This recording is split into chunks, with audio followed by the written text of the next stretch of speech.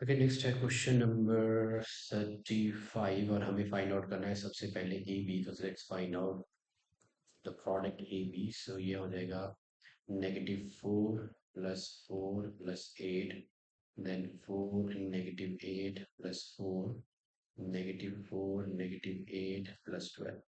आगे है second row, -7 + 1 + 6, 7 -2 + 3, -7 -2 + 9।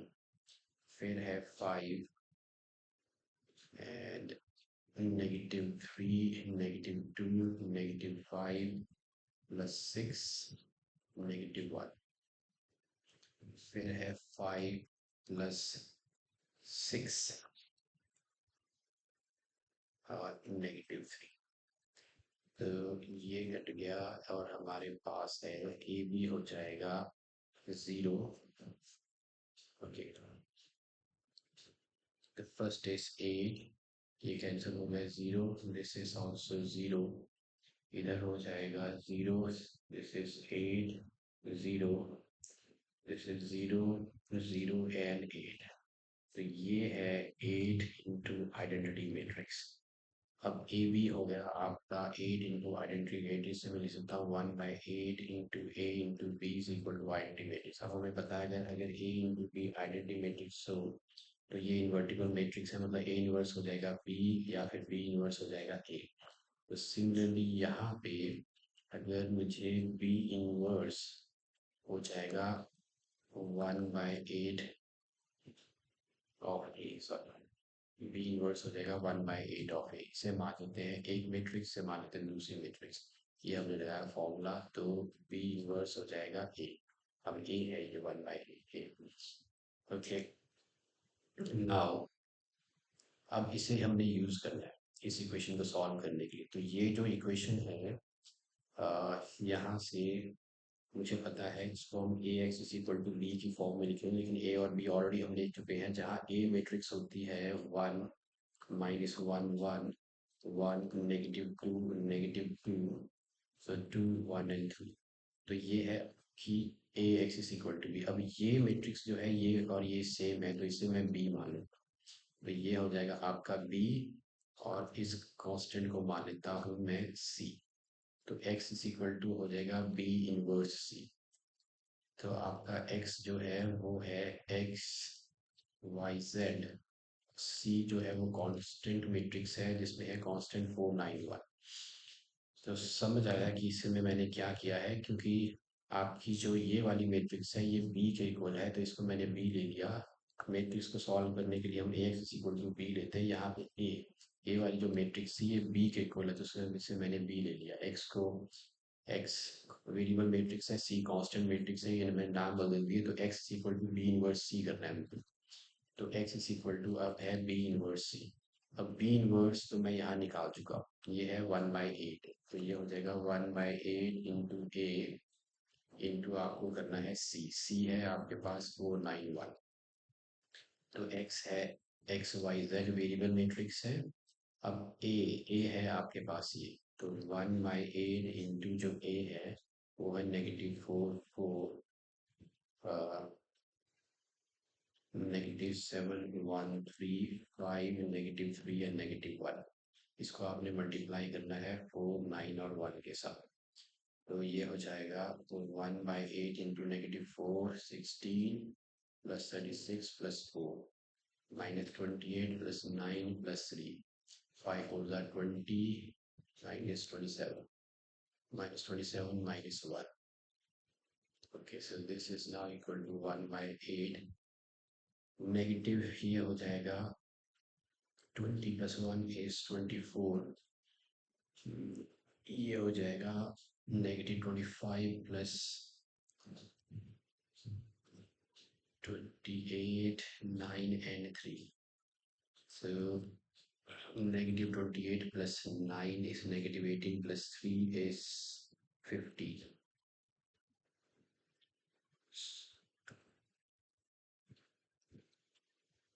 -4 4 -7 1 3 5 -3 1 and 4 9 1। तो पहला मुझे मिल गया 24, तो negative 7 4 is 28, 1 9 are 9, 3 1 are 3. So negative 28 plus 3 is negative 25, negative 25 by 9, negative 25 plus 9. We have negative 25 plus 9, 6, negative 16. 20 minus 7, negative 7 minus 1, negative 8, तो ये हो जाएगा 3, negative 2 and negative 1. तो ये है x, y और z की वैल्यूज. x हो जाएगा 3, y है negative 2 और z है negative 1. So 3, negative 2 and negative 1 are the values.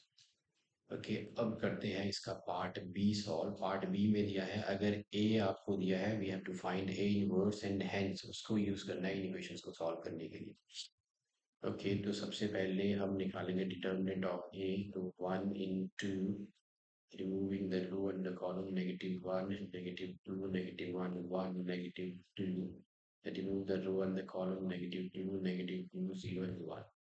तो ये हो जाएगा 1, negative 1, negative 2, negative 2, then negative 2. तो ये हो रहा है negative 3 plus 4 is equal to 1 which is not equal to 0. इसका मतलब A इनवर्स एग्जिस्ट करता है और A इनवर्स एग्जिस्ट करने के लिए A इनवर्स का जो फॉर्मूला है वो है adjoint of A by determinant of A. Let's find out adjoint of A. उसके लिए निकालेंगे four factors A11, A12 and A13. Okay A12 जो निकलेगा वो हो जाएगा इधर आएगा plus minus and negative. Remove the row and the column for first element in first row. So ये हो जाएगा negative 1, negative 2, negative 1 and 1. So A12 ये negative 2, negative 2, negative 2, negative 2, 0 and 1. Next है आपके पास 1 3. So negative 2, negative 1, negative 2, negative 1, 0 and negative 1. Okay, so this is now negative 1, negative 2 is equal to negative 3, negative of negative 2, which is 2, negative of 2, which is negative 2. So adjoint of A का जो first column है वो है negative 3, 2 and negative 2.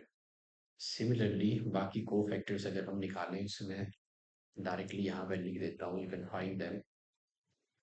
तो मेरे पास जो adjoint of A है that is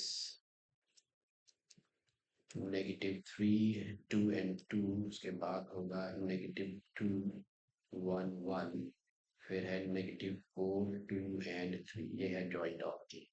अब A इनवर्स मुझे निकालना है तो इनवर्स होता है adjoint of A divided by determinant of A. Determinant of A है 1 तो यही जो है वो A इनवर्स है. ओके अब इसे यूज करना है हमने इक्वेशंस को गिवन सिस्टम ऑफ इक्वेशंस को सॉल्व करने के लिए. तो गिवन सिस्टम ऑफ इक्वेशंस जो है वो है ये. अगर इन्हें सॉल्व करना है तो मुझे इनको लिखना है Ax is equal to B की फॉर्म में. तो यहाँ पे जो A मैट्रिक्स है x हो जाएगा A इनवर्स B. ओके अब मैं A यहाँ जो A है जो A मैट्रिक्स है तो वो है कोफिशिएंट मैट्रिक्स. 1 नेगेटिव 2 z नहीं है. 2 नेगेटिव 1 नेगेटिव 1 नेगेटिव 2 x नहीं है. सॉरी यहाँ x नहीं है तो 0 नेगेटिव 2 और ये है a. x तो वेरिएबल मैट्रिक्स है जो ये है x y और z.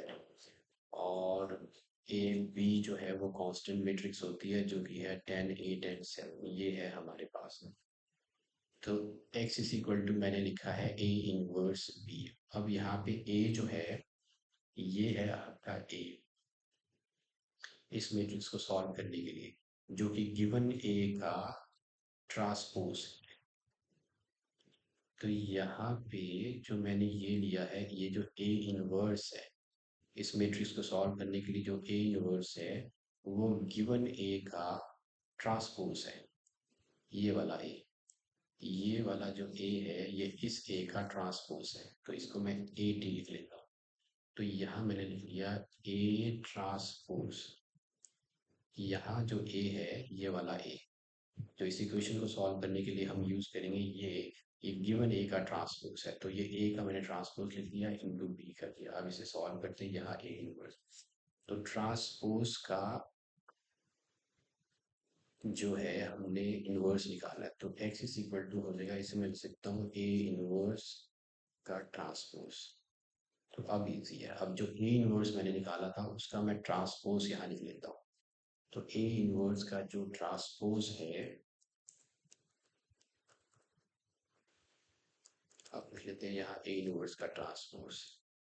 ए इनवर्स था आपका इधर, ये है ए इनवर्स, तो इसका ट्रांसपोज यहाँ लिखेंगे तो ये हो जाएगा -3 रोज के कॉलम्स या कॉलम्स के रोज बना दो, तो -3 to -2, दिस इज -2 1 1 -4 2 3, ये हो गया ए इनवर्स का ट्रांसपोज। और बी जो है वो कांस्टेंट मैट्रिक्स है, वो तो आपके पास है 10 8 7, तो ये है 10 8 एंड 7। और एक्स जो है वो वेरिएबल मैट्रिक्स है एक्स वाई जेड। अब इन्हें अगर मल्टीप्लाई करें तो मैं इस इक्वेशन को सॉल्व करूँ, तो लेट्स मल्टीप्लाई देम। और तो -3 × 10 is -30 + 16 -14 -20 + 8 + 7, ये हो जाएगा -40 + 16 + 21। ओके, -30 + 16, 10 में से 6 गए 4, 2 से 1 1, -40 -14, ये हो जाएगा -12 + 7 is -5। ओके, -30 एक्चुअली ये जो है दिस इज -3 2 एंड ये 2 होना चाहिए।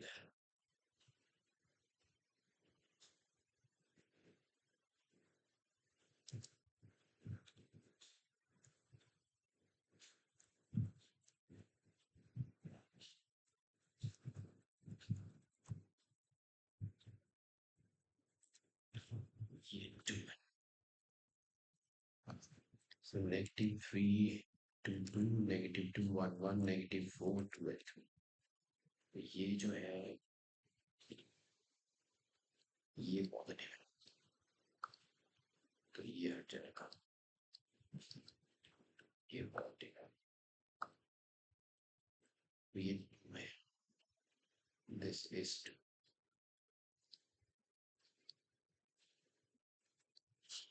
तो ये +40 है। अब अगर हम करें तो -3 30 14, तो नेग 16 + 40 is 30, तो ये हो जाएगा 0। ओके, नेक्स्ट है आपके पास -20 + 8 -12 + 7 is -5।